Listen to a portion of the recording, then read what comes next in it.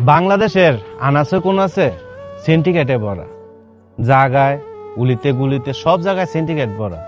একজন হাসনাত আব্দুল্লাহ কয়টা জেলার সিন্ডিকেট ভাঙতে পারবে না। আমি বান্দরবন এবং কক্সবাজার যেই সফর দিয়ে ঘুরে আসলাম, তো ওই সফরের থেকে যে এতটুকু অভিজ্ঞতা আমি নিজে পাইছি আর কি, ওইটাই আপনাদের কাছে শেয়ার করতেছি।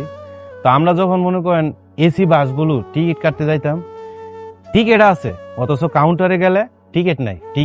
টিকিটগুলো যেমন বাংলাদেশের বুথে কাটে, এই দেশের টিকিটগুলো বুথে কাটে, কারণ মানুষে কাটে না। এসি বাসগুলো আমরা পাইতেছি না। কেন পাইতেছি না? এখানে সিন্ডিকেট, বড় সিন্ডিকেট লুকিয়ে আছে। কারণ এসি বাসগুলো যদি না পাই আমরা, তো নন এসি বা লোকাল বাসগুলোতে আমরা বাধ্যতামূলক যাইতে হবে। তো এখানে যদি আমরা লোকাল বাসগুলোতে যাই, তাহলে লোকাল বাসের যেই টাকা ওরা টাকা হাতিয়ে নিতেছে, তো এসি বাসগুলো আমরা পাইতেছি না আর কি। এটা সিন্ডিকেট। আরো অনেকগুলো জায়গার ভিতরে আমি সিন্ডিকেট দেখছি আর কি। তো এভাবে যদি সিন্ডিকেট হয়, হয়তো অনেকেই মনে করতে পারে যে সিন্ডিকেট যারা করতেছে তারা ক্ষণিকের জন্য ভালো আছে। আসলে এটা ভালো না, আমাদের দেশের জন্য ভালো না। কেমনে ভালো না? দেশ ওই ডাউন নিতেছে। দেশ যদি উন্নত হয়, আমরা সিন্ডিকেট মুক্ত যদি একটা দেশ পাই, তাহলে আমরা দেশ উপরের দিকে নিতে পারবো। আমি, আপনি, আরো অন্য কেউ ভালো থাকতে পারবো, সুখে থাকতে পারবো। দেশটা আমাদের উন্নত হবে। এই দেশটা আমাদের, আপনার, সবার আমাদের দেশ। এটার ভিতরে নৈতিক দায়িত্ব আছে। তো আমরা কি করি? সিন্ডিকেট, এই সিন্ডিকেট যদি আপনি দূর না করতে পারেন, তাহলে কখনো দেশ ভালোর দিকে যাবে না, সুন্দর হবে না, উন্নতি হবে না। অনেক জায়গা হয়রানি।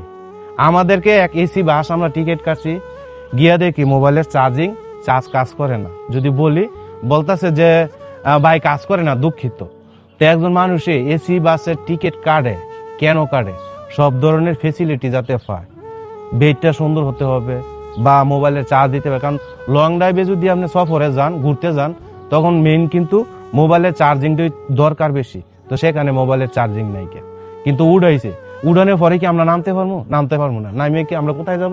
একটু যাওয়ার পরে দিয়েই চার্জ হয় না। তখন কি নামা সম্ভব না।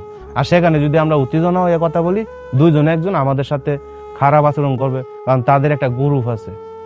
তো আশা করি বাংলাদেশের মানুষ আমরা যার দায়িত্ববোধ থেকে যদি আমরা সচেতন হই এবং দায়িত্ববোধগুলো পালন করি, সিন্ডিকেট যদি আমরা না করি, তাহলে আমাদের দেশের জন্য ভালো, সমাজের জন্য ভালো, মানুষের জন্য ভালো। কারণ সাধারণ মানুষ কিন্তু এমন এক পর্যায়ে আসছে, সাধারণ কিছু মানুষ তাদেরকে গিল্লা খাওয়ার পরিস্থিতিতে আমাদের বাংলাদেশ এখন বর্তমান চলতেছে। ঠিক আছে, ভালো থাকবেন, সুস্থ থাকবেন। দেশবাসীর জন্য শুভকামনা রইল।